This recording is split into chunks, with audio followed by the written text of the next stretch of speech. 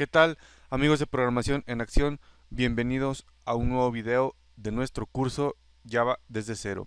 En esta ocasión comenzamos con un nuevo capítulo en donde vamos a revisar las estructuras de control repetitivo conocidas también como bucles que soporta Java.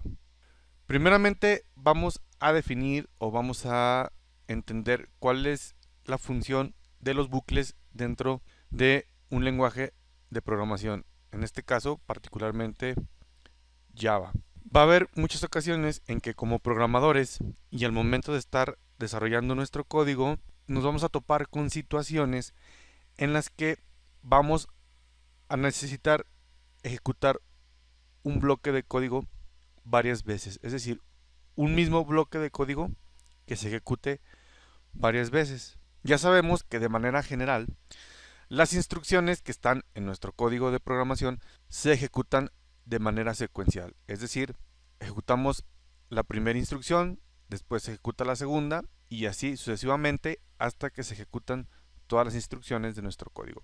Pero hay ocasiones en que cierto bloque de código o cierto conjunto de instrucciones es necesario repetirla varias veces, entonces para no tener que escribirlas esa cantidad de veces que las vamos a requerir es cuando se utilizan los bucles que nos permitan ejecutar una instrucción o un conjunto de instrucciones varias veces. La imagen que tenemos aquí en pantalla representa la estructura general a través de un diagrama de flujo de lo que es un bucle o de la forma en que trabaja un bucle. Entonces, un bucle, vamos a empezar aquí con nuestro flujo normal del programa, aquí en el inicio. Seguimos y vamos a entrar a lo que viene siendo la evaluación de la condición. Entonces, dependiendo del valor que me arroje esta condición, que va a ser obviamente un valor booleano, de verdadero o falso, o true or false, evaluamos la condición y dependiendo del resultado que nos arroje esa condición, vamos a seguir un camino u otro. En este caso, aquí si yo entro, evalúo y si la condición es verdadera, entonces ejecuto el bloque de código condicional. Una vez que termino de ejecutar el bloque de código, regreso y vuelvo a evaluar la condición. Si la condición sigue siendo verdadera, entro de nuevo aquí, vuelvo a ejecutar el bloque de código condicional y regreso otra vez a evaluar la condición. La evalúo, si sigue siendo verdadera, entonces regreso, ejecuto el código condicional y vuelvo a evaluar la condición. Y finalmente, en dado caso de que la condición ya no sea verdadera, es decir, que sea falsa, salgo del bucle. Y esa sería la forma general de cómo operan los bucles dentro de un lenguaje de programación. Java nos proporciona tres tipos de bucles que se muestran ahí en pantalla. El primero es el while, repite una instrucción o grupo de instrucciones mientras una condición dada sea verdadera y evalúa la condición antes de ejecutar el cuerpo del bucle. O sea, el while va a ejecutar el código condicional o el bloque de código condicional mientras la condición se cumpla. Antes de ejecutar ese bloque de código, primero va a evaluar la condición para saber si se va a ejecutar el bloque de código o no.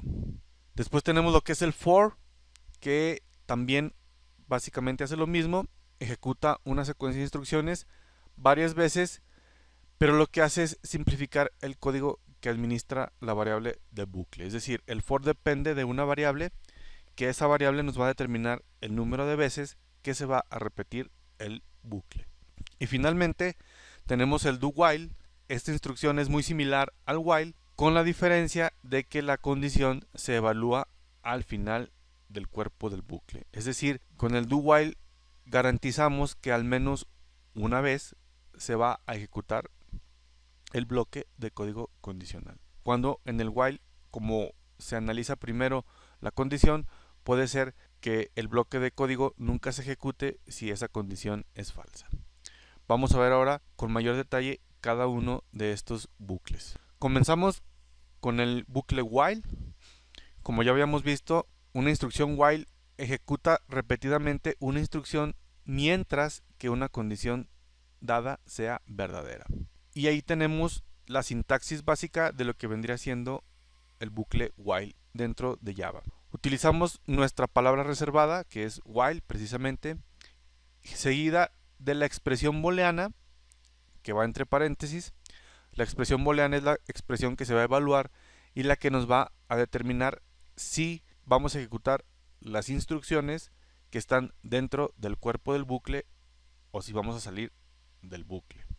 Entonces aquí está nuestra expresión. Dentro del while vamos a poner todas las instrucciones que se van a ejecutar si esta expresión es verdadera. Si es verdadera, ejecuto estas instrucciones.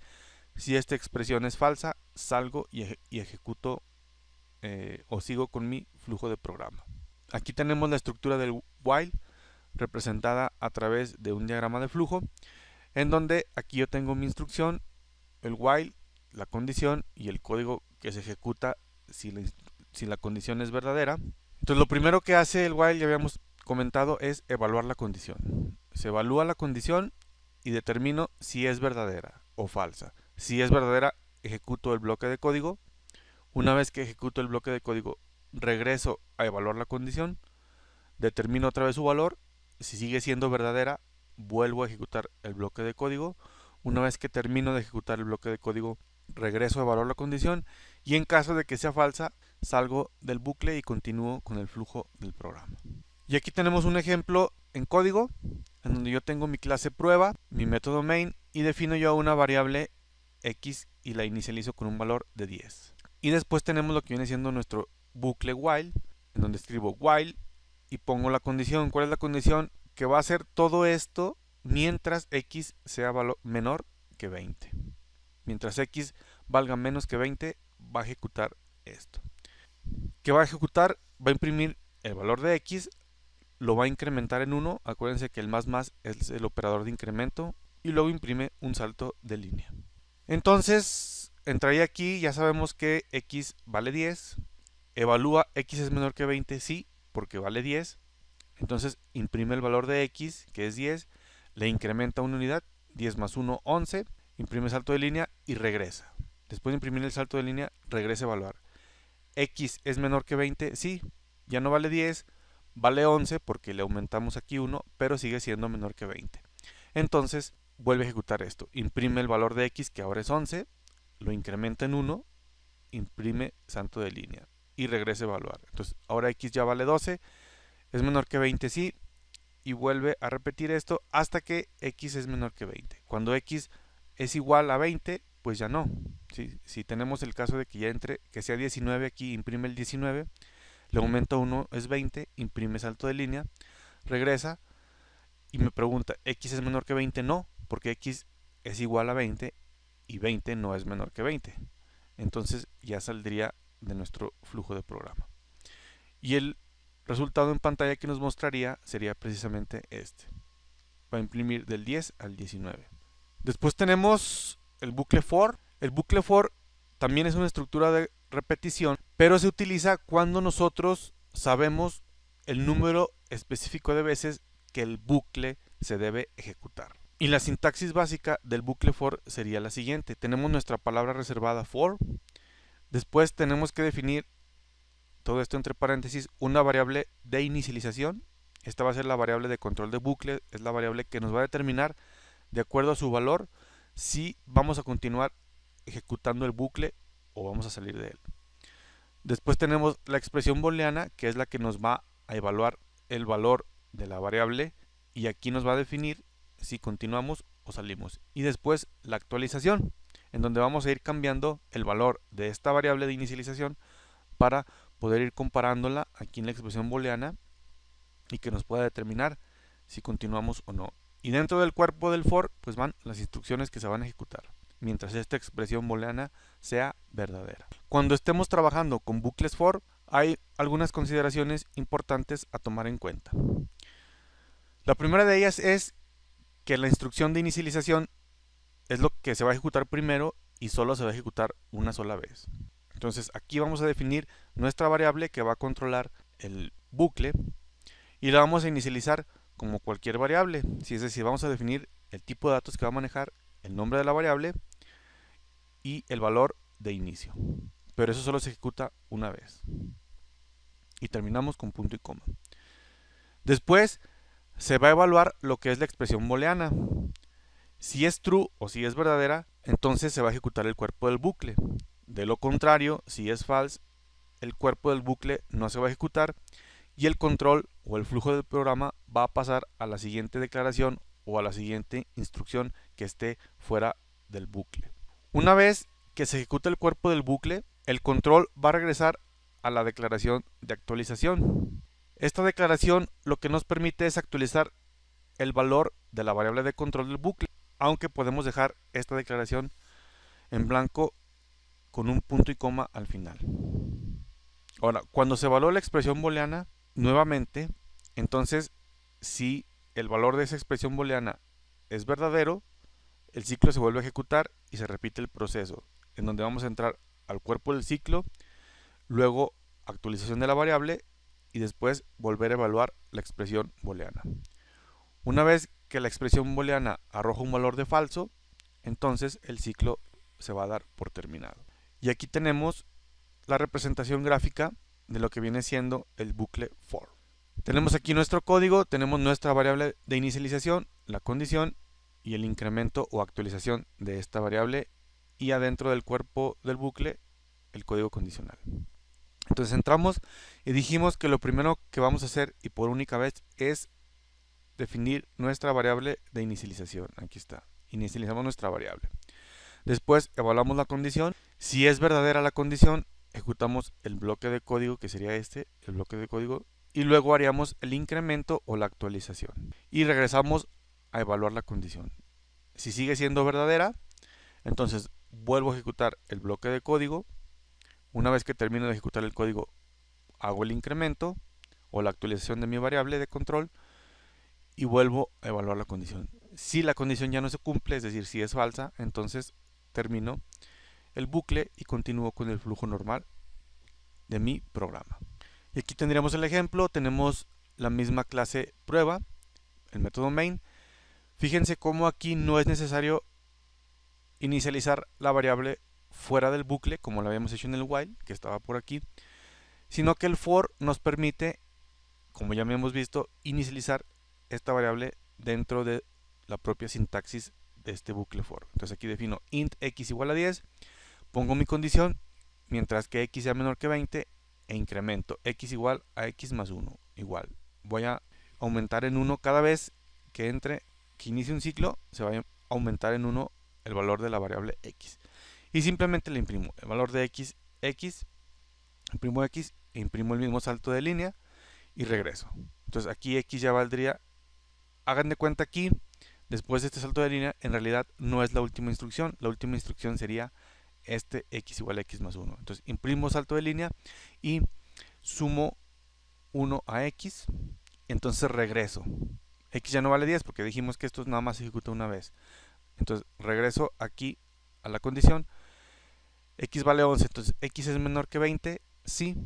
Si es menor que 20, ok, entonces ejecuto esto otra vez, imprimo el salto de línea y vuelvo a sumar. Entonces ya vale 11 más 1, 12 y así hasta que llegue al 20. Y el resultado pues es muy similar a lo que nos mostraba o lo que nos arrojaba el bucle while. A partir de Java 5 se introdujo el bucle for mejorado o en inglés enhanced for. Este se utiliza principalmente para recorrer una colección de elementos, incluidas las matrices.